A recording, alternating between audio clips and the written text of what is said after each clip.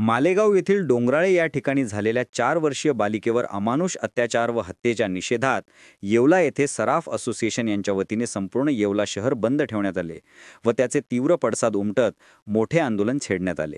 दरम्यान यावेळी तालुक्यातील व परिसरातील सर्व सराफ बांधव एकत्र येत त्यांनी तोंडाला काळ्या फिती बांधून मूक मोर्चा केला व अशा नाराधमांना फाशीची शिक्षा देण्यात यावी अशी मागणी सर्व स्तरातून व्यक्त होत आहे व तीव्र संतापही व्यक्त होताना दिसून येत आहे। यावेळी येवला तालुक्यातील सर्व सराफ बांधव तसेच सामाजिक कार्यकर्ते यांनी एकत्र येत मालेगाव येथील घटनेचा तीव्र निषेध करत मोर्चा काढला व येवला शहर पूर्णपणे बंद ठेवले। डोंगराळ तालुका मालेगाव येथे जी अमानवीय घटना घडली, इतक्या छोट्या बालिकेची अत्याचार करून निर्गुण हत्या करण्यात आली, याचा आम्ही संपूर्ण समाज, येवला शहरातील तमाम नागरिक याचा जाहीर निषेध करतो।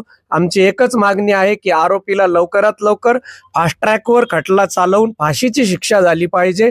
मी तर म्हणतो अशा लोकांना रस्त्यात भरचौकात त्यांची हत्या केली पाहिजे, पण ते कायद्यात बसत नाही, म्हणून सरकारने फास्ट ट्रॅकवर कायद्यावर चालवावा, खटला चालवावा आणि आरोपीला फाशीची शिक्षा करावी। मालेगाव येथील अत्यंत वाईट घटना घडली, याचा आम्ही जाहीर निषेध करत आहे।